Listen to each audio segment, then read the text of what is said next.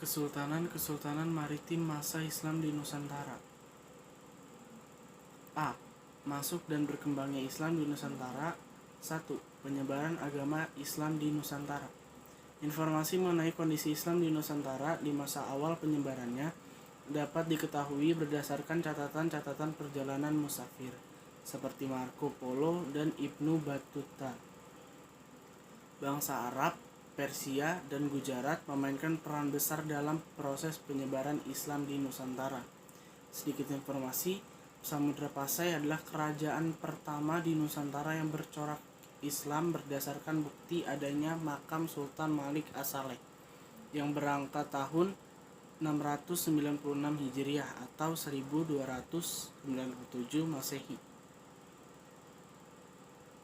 Teori-teori masuknya agama Islam di Nusantara ada 3, yaitu A. Teori Gujarat, teori Mekah, dan teori Persia. A. Teori Gujarat. Menurut teori yang didukung oleh Snow Kurgrondje, W.F. Sutratheim, dan B.H.M. Fleke ini, Islam masuk ke Nusantara sekitar abad 13, dibawa oleh para pedagang Islam dari Gujarat, India. B. Teori Mekah. Menurut teori yang didukung oleh Buya Hamka dan G.C. Van Leur, ini pengaruh Islam telah masuk ke Nusantara sekitar abad 7, dibawa langsung oleh para pedagang Arab. Menurut teori Persia yang didukung oleh Hossein Jadiningrat, ini Islam di Indonesia dibawa masuk oleh orang-orang Persia sekitar abad ke-13. Maritim. 1. Aceh, abad 16 atau 1507. Letak di Aceh.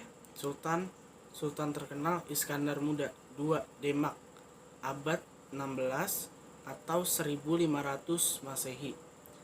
Letak Demak, Jawa Tengah.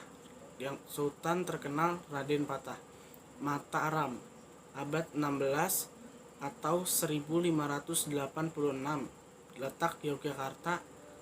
Sultan terkenal Senopati dan Sultan Agung. Banten, abad 16 atau 1526. Banten. Sultan terkenal Ageng Tirta Yasa. Goa Talo, abad 16 atau 1528.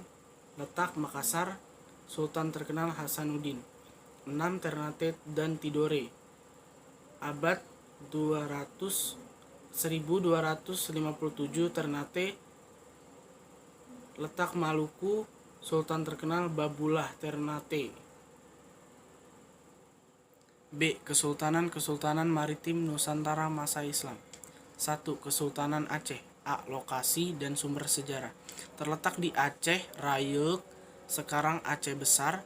Kesultanan Aceh menjabat sekitar 1507 sampai 1903, didirikan oleh Ali Muhayyad Shah pada tahun 1496 di atas bekas wilayah Kesultanan Lamuri yang ditaklukkan Muhayyad Shah.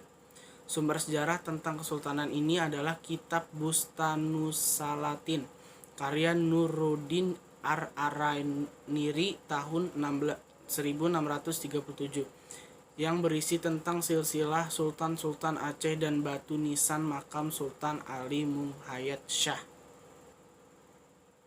B. Kondisi politik, sosial, ekonomi, dan kebudayaan.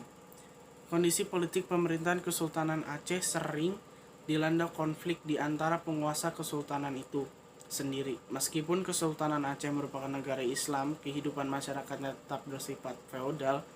Dalam hal perekonomian, komoditas Kesultanan Aceh adalah rempah-rempah dan bahan tambang.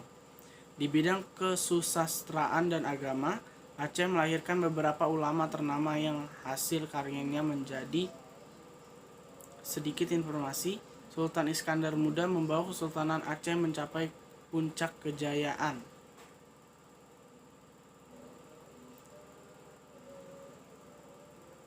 2. Kesultanan Demak. B. Kondisi politik, sosial, ekonomi, dan kebudayaan. Masyarakat Demak menjalankan kehidupannya dengan berpedoman pada ajaran Islam. Kaum ulama menempati posisi terhormat dalam masyarakat dan pemerintahan Kerajaan Demak. Demak merupakan kesultanan yang sangat makmur. Pertaniannya menghasilkan beras yang berlimpah. Raden Patah juga dikenal sebagai orang yang mencintai kesenian, terutama wayang. Sedikit informasi, Demak mencapai puncak kejayaan pada masa Sultan Trenggana pada masa 1521 sampai 1546. Trenggana berjasa atas penyebaran Islam di wilayah kekuasaannya di sebagian Jawa Timur dan Jawa Barat serta seluruh Jawa Tengah. 3. Kesultanan Banten. A. Lokasi dan sumber sejarah. Terletak wilayah barat Pulau Jawa sampai ke Lampung di Sumatera. Kesultanan Banten menjadi urat nadi pelayaran dan perdagangan yang melalui Samudra Hindia.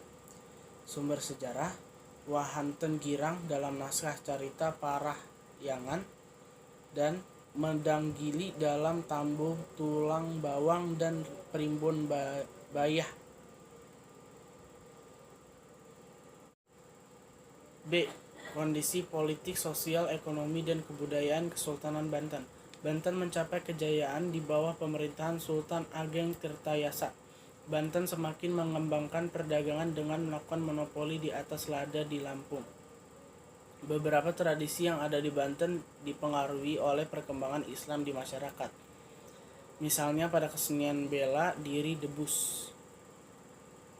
4. Kesultanan Mataram.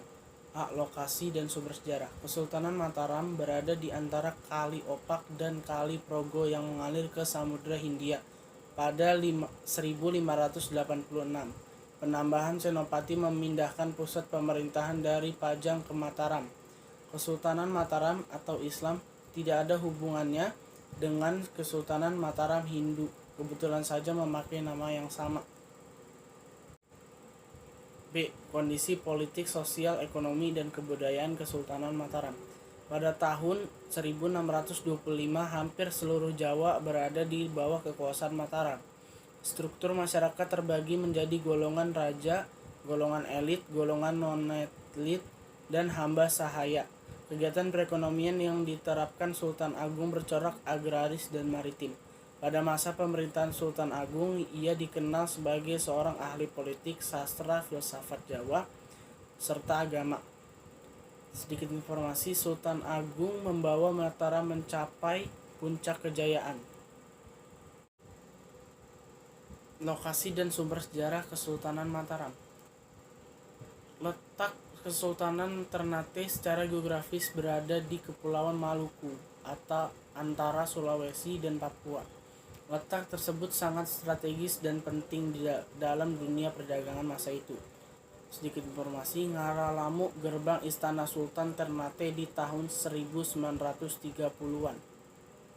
B. Kondisi politik, sosial, ekonomi, dan kebudayaan Kesultanan Mataram. Kesultanan Ternate mengalami kemajuan baik di bidang politik, ekonomi, dan perdagangan pada masa Sultan Hairun. Kehidupan ekonomi Kesultanan Ternate didukung oleh hasil bumi utamanya, yaitu rempah-rempah serta kegiatan perdagangan dan pelayaran yang maju. Kesultanan Ternate memiliki andil yang sangat besar terhadap kebudayaan Nusantara di bagian timur. Lukisan yang menggambarkan kondisi perairan Kesultanan Ternate. 6. Kesultanan Tidore. A. Lokasi dan sumber sejarah. Secara geografis, Kesultanan Tidore terletak di Kepulauan Maluku, antara Sulawesi dan Papua. Menurut sejarawan Belanda, F.S.A. de Klerk, pada 1334, Tidore dipimpin oleh seorang ayah yang bernama Hasan Shah. Namun, bukan pertama-tama karena letaknya yang strategis yang membuat kedua kesultanan ini begitu penting dalam kancah aktivitas dan lalu lintas perdagangan pada masa itu, melainkan karena posisinya sebagai penghasil rempah-rempah terbesar, terutama cengkeh dan pala, sehingga dijuluki A Spice Island, Kepulauan Rempah-Rempah. 7. Kesultanan Goa Talo. A. Lokasi dan sumber sejarah. Pusat pemerintahan Kesultanan Goa Talo berada di Makassar. Kesultanan Goa dan Talo sering disebut sebagai Kesultanan Makassar. Wilayah kesultanan ini sekarang berada di bawah Kabupaten Goa dan sekitarnya. B. Kondisi politik, sosial, ekonomi, dan kebudayaan Kesultanan Goa Talo. Sultan Hasanuddin menjalin hubungan baik dengan Portugis disebabkan karena ancaman VOC yang hendak memonopoli perdagangan rempah-rempah di Maluku. Dalam kehidupan sosial sehari-hari, masyarakat Makassar sangat terikat dengan norma adat yang mereka anggap sakral. Kesultanan Goa Talo kaya akan beras, daging, dan kapur barus hitam. Hasil kebudayaannya yang terkenal adalah perahu pinisi. C. Warisan kesultanan-kesultanan masa Islam dalam kehidupan masa kini. Sosial budaya. A. Arsitektur termasuk bangunan makam. B. Sastra. C. Kaligrafi. D. Sistem kalender. E. Aksara. Politik. Pada masa Islam, gelar raja diganti dengan sultan, suatu kata dari bahasa Arab yang berarti penguasa kerajaan atau susuhan yang kemudian menjadi sunan, juga dari bahasa Arab yang berarti yang disembah atau yang dihormati.